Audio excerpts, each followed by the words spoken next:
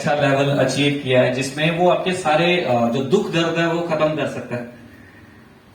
मैं अपनी बात करूं क्योंकि क्या कहना कि जब भी किसी को देखते हैं तो पहला अपना चेहरा याद आता है। जब हम मूवी देखते हैं तो खुद को हम हीरो मैंने मतलब इमेजिन करते हैं कि यार मैं हीरो हूं। जैसे कोई केजीएफ देखता है तो खुद को केजीएफ देखता है, ऐसा ही है ना।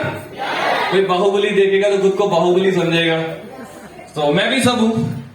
तो अब मैं यहाँ पे ये दिन उमाकांत जी का है, तो इनको देख के अपनी सेरेमनी याद आ रही थी जब फर्स्ट टाइम। और मैं ऐसा इंसान हूं जो बहुत लेट बना। यहाँ पे एक अवार्ड भी दिया गया है बहुत लेट बनने वाले इंसान को। हाँ, मैं ऐसा इंसान हूं जो 4 साल के बाद वीडियो बना था। सो बहुत ज्यादा रिजेक्शन, बहुत ज्यादा स्ट्रगल किया और उसके बाद इस लेवल पे हूं। सो इनको देख के अपनी फैमिली याद आ रही है। मैंने पहली बार अपनी फैमिली की टिकट्स बुक किए। ये सफर कर रही है और वो भी रिजर्वेशन कैटेगरी में। मतलब आज तक उन्होंने कभी भी सीट बुक करके कभी भी सफर नहीं किया। उनमें से मैं भी ऐसा था। मैं जब पहली बार जयपुर से चंडीगढ़ से जयपुर के लिए निकला, सो मुझे याद है मैंने अंबाला से ट्रेन पकड़ा था और उसका समथिंग 120 या 95 समथिंग कुछ रुपीस लगे थे। और मैं जिस ट्रेन में आया था उस ट्रेन में बैठने की भी जगह नहीं थी। बैठने की भी जगह नहीं थी और कम से कम 12-13 घंटे का रास्ता था। और वो 12-13 घंटे मैंने कैसे मैनेज किया होगा मैं जानता हूँ। आप वहां पे वॉशरूम भी नहीं कर सकते बिकॉज वॉशरूम भी ऑलरेडी फुल है।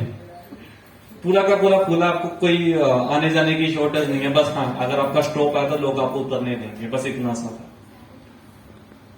वहां से मैं इनको देख रहा हूं। अगर आज मैं अपनी फैमिली की बात करूं, उस टाइम पे अगर जब मैंने स्टार्टअप किया था तो मेरे फादर किसी के घर में गोबर उठाते थे, मतलब मजदूरी करते थे। और मेरी मम्मी स्कूल में बर्तन मांजती थी।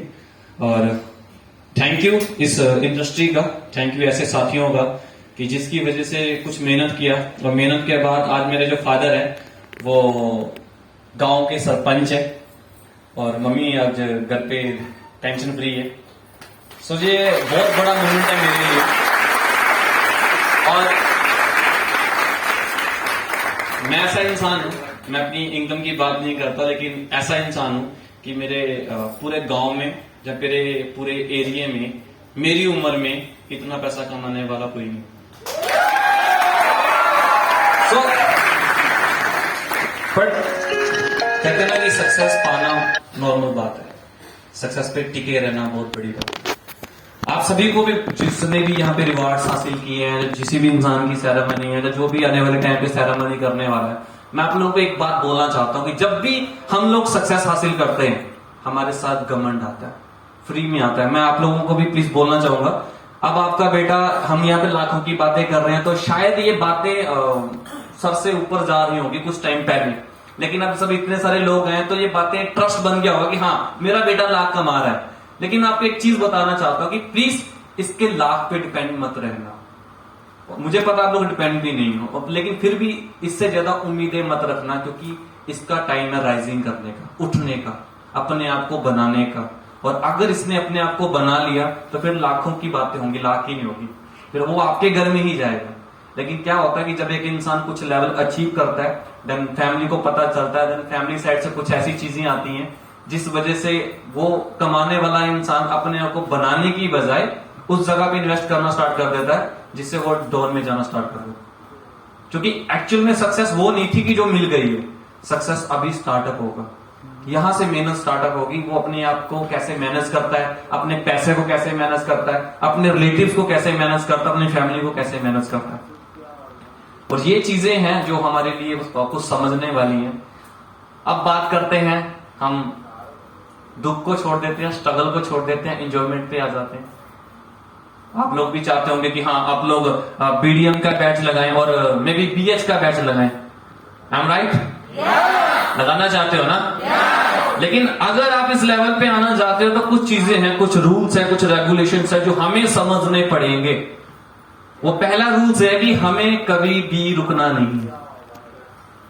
पहला रूल कौन सा है? हमें कभी भी रुकना नहीं है, मतलब गिव अप नहीं करना है। आपने नदियां देखी हैं? नदियां देखी है ना?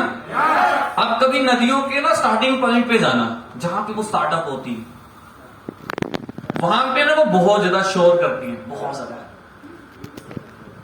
पहाड़ों पे जाओगे देखा नदियां कितनी शोर करती हैं। वहीं पे नर्मदा जी देख लीजिए, शांत है। नीचे गोदावरी चले जाइए, वो भी समंदर देख लीजिए, वो भी क्या है। जितना एक्साइटमेंट आप लोगों के पास है, ये स्टार्टअप है। समझ रहे हो बात को?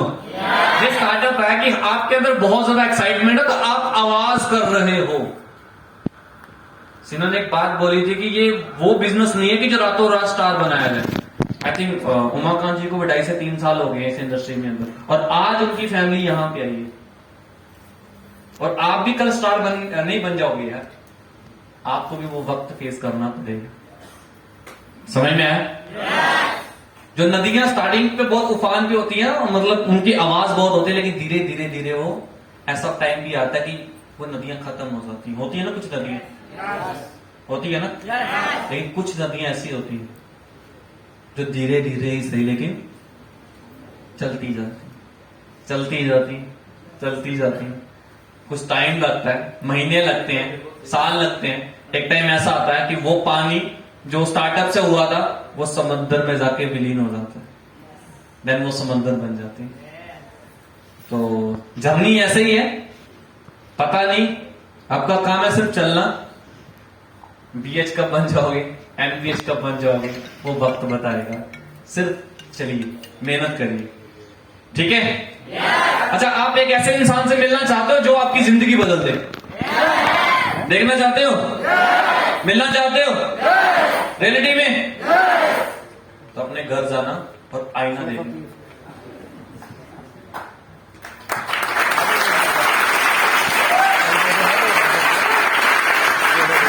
द बेस्ट पर्सन जो आपकी जिंदगी बदल सकता है वही है जिसको आप देखते हो रोज, जिसके लिए आधा घंटा बाहर संवारते हो, ठीक है? कुछ लोग तो फेयर एंड लवली भी लगाते हैं, वही है। लेकिन शर्त ये है कि हमें बाहर से नहीं, अंदर से चमकना। ऐसा नहीं कि हाँ मैं कपड़े पहना और कपड़े मतलब अच्छा नहीं लगा, चेंज करना है मेरे को, मतलब आता ना मैंने मुझे चेंज करना है और मेरे को चेंज करना है, तो मैंने शीशे के सामने देखा, नहीं यार लखविंदर तू सूट नहीं कर रहा इन कपड़ों में। मैं गया अलमीरा में से मैंने दूसरा कपड़ा निकाला, यार अब ठीक है, अब तो चेंज हो गए। वो चेंजेस कभी भी आपको कामयाबी नहीं देंगे। चेंजेस वो होंगे जो आपके इंटरनल आएंगे। ओके, सो जैसे सिनन एक सेकंड ऑप्शन आपके पास इनकम का आने वाला। आई थिंक आप सभी रेडी हो चीज के लिए ना? रेडी हो ना? लेकिन मैं आपको एक चीज बताऊं,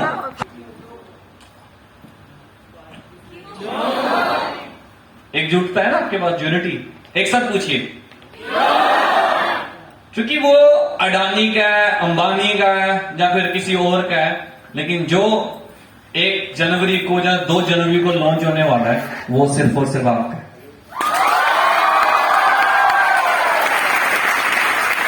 समझ में आया? तो इसीलिए ज्यादा अपॉर्चुनिटी है हमारे पास कुछ बड़ा करने का। मैंने जब इस इंडस्ट्री को स्टार्टअप किया था तो मैंने ये सोच के स्टार्टअप नहीं किया था कि कल कुछ बन जाऊंगा।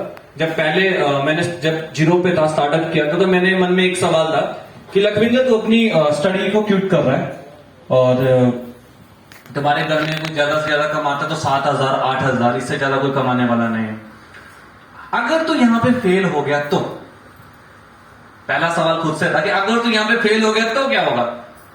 तो मन में एक बात आई थी कि 10-12 हजार कमाना तो शायद मैं 2 साल के बाद सिक्योरिटी गार्ड की नौकरी करके भी कमा लूंगा। मुझे पता आप भी अगर कोई से 10-12 हजार कमाना चाहते हो तो आप कमा सकते हो, आराम से कमा सकते हो। अगर आज मजदूरी भी करोगे ना तो वो भी मेरे ख्याल से 400-500 दिहाड़ी है, तब 10-12 हजार आराम से कमा सकते हो, कोई प्रॉब्लम नहीं।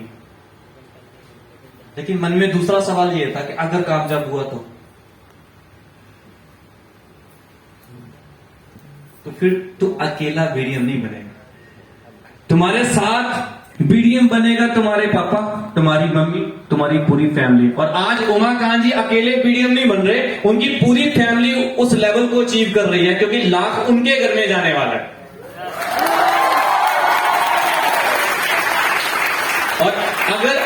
मैं बीएच बना हूं तो मैं अकेला बीएच नहीं बना हूं, मेरा पूरा परिवार बीएच बना है, क्योंकि 2.5 से 3 लाख उनके घर में जाते हैं।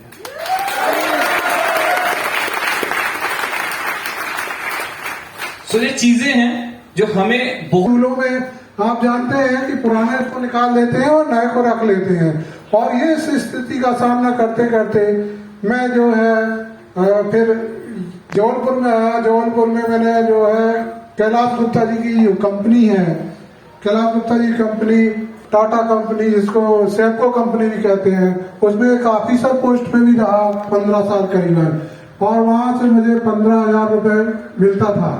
नोटबंदी के समय वो क्या हो गई, बंद हो गई, और जिसके कारण मैं फिर बेरोजगार हो गया, 2-3 साल के लिए बेरोजगार रहा। मैं परिवार को कैसे चलाया वो सब आपको बताने की जरूरत नहीं है, वो सब आप जानते होंगे। उसके बाद जो है मैंने जो है ट्राई करता रहा, और एक जगह जो है Hari Singh memorial higher secondary school जो बिजौरी, वहां पे मुझे 18,000 रुपए मिल रहा था, ठीक है ना। उसके तो 1 साल बाद फिर ताने हायर सेकेंडरी स्कूल में मुझको 18,000 रुपए मिल रहा था, लेकिन वहां भी कुछ कंडीशन ऐसी आई कि मैंने भी सोचा कि क्या मैं क्या करता रहूंगा, ये जो है क्या ऐसे ही चलता रहेगा।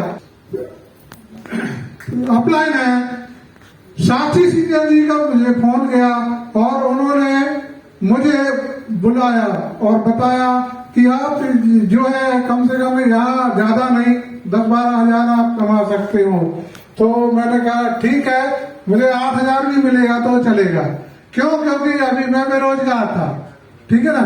और मैंने फिर यहाँ पे आया, मैंने देखा समझा, और मुझे